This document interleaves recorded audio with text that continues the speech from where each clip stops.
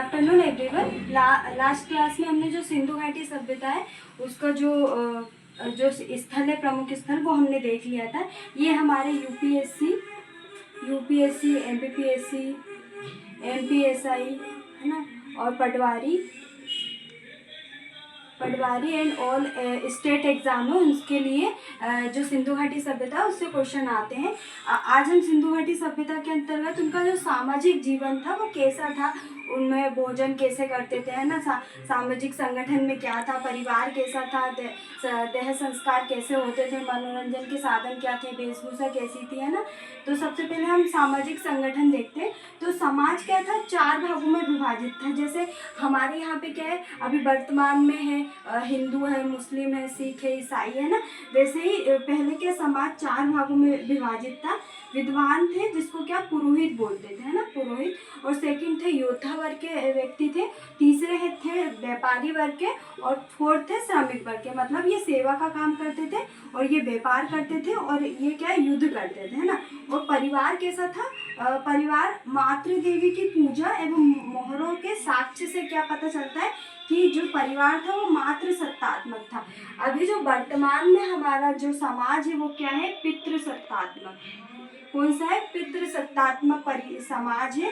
पहले क्या था, सिंधु घाटी सभ्यता में मातृ सत्तात्मक समाज। अभी हम आगे भी पढ़ेंगे तो उसमें भी हमें जो विजयनगर की सभ्यता है या जो हमें देखने को मिलेगी वो मातृ सत्तात्मक समाज देखने को मिलेगा। तो सिंधु घाटी सभ्यता कौन सा था, मातृ सत्तात्मक समाज था। और यहाँ पे जो लोग थे वो युद्ध प्रिय कम थे, मतलब युद्धों में इनका जो हिस्सा था वो कम था। और शांति प्रिय ज़्यादा थे, वो शांति से अपना जीवन जीने में ज़्यादा विश्वास रखते थे, है ना। और क्या भोजन में क्या करते थे, शाकाहारी और मांसाहारी। जो वर्तमान में भी हमारा यही है, शाकाहारी भी है और लोग मांसाहारी दोनों है ना, दोनों प्रवृत्ति के लोग हैं। और सेकंड है श्रृंगार व प्रसाधन सामग्री, है ना। श्रृंगार या प्रसाधन सामग्री में मतलब कि प्रसाधन आपका जैसे तैयार होने का सामान, जैसे स्त्रियां और पुरुष करते हैं ना, स्त्री और पुरुष दोनों आभूषण धारक थे, है ना, दोनों क्या आभूषण पहनते थे। वर्तमान में क्या स्थिति है, केवल आभूषण कौन पहनता है, स्त्रियां पहनती है ना। पहले क्या था, स्त्री और पुरुष दोनों आभूषण धारक थे, है ना। और इसके साक्ष्य कहाँ से मिले, चाणूदड़ों से लिपस्टिक के साक्ष्य मिले। और भी साक्ष्य जो मैंने आपको स्थल पढ़ाया था उसमें मैंने आपको बता दिया था ना। हड़प्पा से भी हमको काजल मिला, है ना।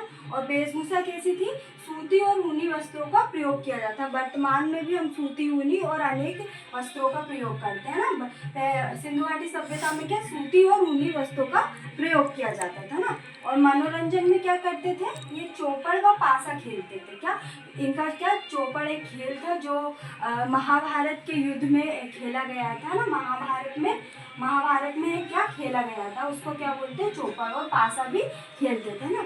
और इस सामाजिक जीवन में क्या दह संस्कार कैसा होता था, 3 प्रकार के दह संस्कार होते थे, है ना। जिसमें क्या पूर्ण समाधान होता था, और सेकंड था आंशिक समाधान होता था, थर्ड कलश समाधान, है ना। इसमें जो पूर्ण समाधान कैसे होता था, शवों को क्या जमीन में दफनाया जाता था, क्या दफनाया जाता था ना। और इसके साक्ष्य अगर आपसे पूछे कि शवों को जमीन में दफनाने के साक्ष्य कहाँ से मिले, तो इसके साक्ष्य कहाँ से मिले, हड़प्पा से मिले। और आंशिक समाधान क्या था कि कुछ भागों को क्या ये नष्ट कर देते, जैसे हाथ या पैर या किसी भी जो पार्ट है उनको नष्ट कर दिया जाता था और उसके बाद दफनाया जाता था ना, क्या करते थे, दफनाते थे। और कलश समाधान कैसे होता था, ये जो शवों को क्या जलाया जाता था। और इसके जो साक्ष्य है वो मोहनजोदाड़ो से मिले, है ना। और एक बात और आपसे पूछ सकते हैं कि जो शवों का सिर कहाँ पे रहता था, तो दक्षिण की ओर शवों का सिर रहता था। सॉरी, सिर क्या उत्तर की ओर और पैर दक्षिण की ओर रहते थे, है ना। तो आपसे ये क्वेश्चन पूछ सकते थे, क्वेश्चन पूछ सकते हैं कि सिर कहाँ पे रहता है, उत्तर में, और पैर कहाँ पे रहते हैं, दक्षिण में। जैसे जो यूपीएससी, एमपीपीएससी या स्टेट लेवल के, जैसे बिहार पीएससी हो गए, उत्तर प्रदेश पीएससी हो गए, उसमें जो मेंस है उसमें आपसे पूछ सकते हैं, मेंस में ऐसा क्वेश्चन आ सकता है कि सिंधु घाटी सभ्यता का सामाजिक जीवन के बारे में टिप्पणी कीजिए या विस्तार से समझाइए।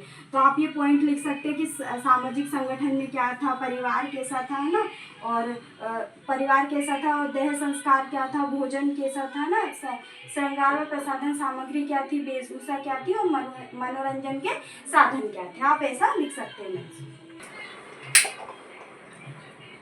सामाजिक जीवन में हम और अन्य चीज़ें देख लेते हैं। इसमें आप नोट करके लिख लेना, क्योंकि अगर आप मेंस में लिखेंगे तो अभी मैंने जो आपको सामाजिक जीवन के बारे में बताया उतना आपके लिए काफ़ी है। बाकी अगर जो प्री है और अदर MPSI के एग्ज़ाम में इसमें फैक्चुअल चीज़ें पूछ लिए जाते हैं। जैसे जो बीहल है, उन्होंने दास प्रथा को क्या स्वीकार किया, है ना। बीहल क्या है, एक वैज्ञानिक है, उन्होंने क्या दास प्रथा को स्वीकार किया सिंधु घाटी सभ्यता में कि दास प्रथा यहाँ पे विद्यमान थी, है ना।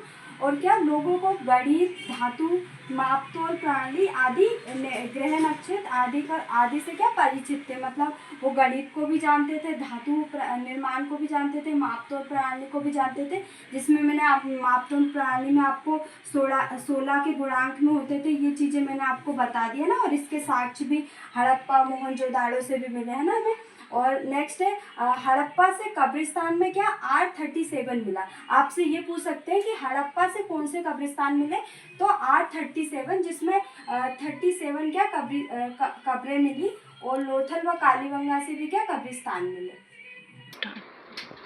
अब हम अभी हमने सामाजिक जीवन देखा था, अब हम आर्थिक जीवन देखते हैं कि सिंधु घाटी सभ्यता का आर्थिक जीवन कैसा था ना। जो आर्थिक जीवन था वो कृषि प्रधान थी, लेकिन क्या पशुपालन और व्यापार भी प्रचलित था। अगर मुख्य रूप से क्या बोलेंगे तो सिंधु घाटी सभ्यता क्या थी, कृषि प्रधान जो थी अर्थव्यवस्था, या कृषि प्रधान थी आर्थिक व्यवस्था, है ना। और यहाँ पे कृषि कैसी थी, गेहूं, जौ, चावल आदि का उत्पादन किया जाता था। और सर्वप्रथम कपास के उत्पादन का श्रेय किसको जाता है, सिंधु वासियों को सर्वप्रथम कपास के उत्पादन का श्रेय जाता है। और जो यूनानी इनको क्या बोलते हैं, सिडोन कहा जाता था, है ना। यूनानियों द्वारा जो कपास को क्या बोलते थे, सिडोन बोलते थे, है ना। और पशुपालन क्या था, पशुपालन में गाय, भैंस आदि, गाय, बैल आदि का प्रयोग किया जाता था, और इनसे वो प्रचलित थे ना सिंधुवासी। और लेकिन घोड़े से प्रचलित नहीं थे, जिसका साक्ष्य कहाँ से मिला, सूतकांक के दौर, ये अब्बाद है, इसका साक्ष्य मिला कि यहाँ से घोड़े मिले, है ना। पर जो सिंधुवासी है, सिंधु घाटी सभ्यता के लोग हैं, वो घोड़े से परिचित नहीं थे। व्यापार और वाणिज्य जल व थल दोनों मार्गों से किया जाता था, लेकिन क्या आंतरिक व्यापार जो क्या उन्नत अवस्था में था। चांदी, टिन, सोना आदि कहाँ से, अफगानिस्तान, ईरान आदि से मंगवाया जाता था ना। और मापतोल प्रणाली कैसी, मापतोल प्रणाली क्या थी, मापतोल प्रणाली से क्या प्रचलित थे, जिसमें बड़े वाट क्या थे, 16 के गुणांक में थे, और छोटे वाट क्या थे, छोटे वाटों को दून प्रणाली थी, है ना। छोटे वाटों के लिए दून प्रणाली थी, और बड़े वाटों के लिए 16 के गुणांक में थे, है ना। और यातायात और संचार का क्या था कि जल और स्थल दोनों मार्गों से किया जाता था, जिसमें जल मार्गों में क्या नावों व जहाज़ों का प्रयोग किया जाता था, छोटे जहाज़ों का, और स्थल के लिए क्या बैलगाड़ियों का प्रयोग किया जाता था, जिसके साक्ष्य कहाँ से मिले, मोहनजोदाड़ो से नाव का चित्र मिला, है ना। और प्रमुख बंदरगाह की बात करें कि सिंधु घाटी सभ्यता के प्रमुख बंदरगाह कौन कौन से थे, तो लोथल था प्रमुख बंदरगाह, रंगपुर था, और सुतकोदा था, और प्रभास पाटन था ना। इसके अंतर्गत एक चीज़ और देख लेते हैं किसी कृषि के अंतर्गत, कि अनाज को पीसने के लिए किसका प्रयोग किया जाता था, चक्कियों का प्रयोग किया जाता था ना। किसका, चक्कियों का प्रयोग किया जाता था। ये आपसे पूछ सकते हैं कि अनाज को पीसने के लिए चक्कियों का, और कूटने के लिए अखोलियों का प्रयोग किया जाता था ना, अखोलियों का। और बाकी अगर ये क्वेश्चन पूछ सकते हैं कि कपास के उत्पादन का श्रेय सर्वप्रथम किसको जाता है, तो सिंधु वासियों को इसका श्रेय जाता है ना। ये आपकी फैक्चुअल चीज़ है। बाकी अगर मेंस में अगर आपको लिखने को रहेगा कि MPPSC UPSC के मेंस में तो आप लिख सकते हैं कि ऐसा आपसे क्वेश्चन पूछ लिया जा सकता है कि आर्थिक जीवन के बारे में विस्तार से बताइए ना, या वर्णन कीजिए। तो आप एक पॉइंट लिख सकते हैं, कृषि पशुपालन क्या था, व्यापार और वाणिज्य कैसा था, मापतोल प्रणाली कैसी थी, यातायात संचार कैसे थे, और प्रमुख बांधवगढ़, है ना। आप सबसे पहले तो ये लाइन लिखना कि कृषि प्रधान थी लेकिन पशुपालन और व्यापार भी क्या प्रचलित था।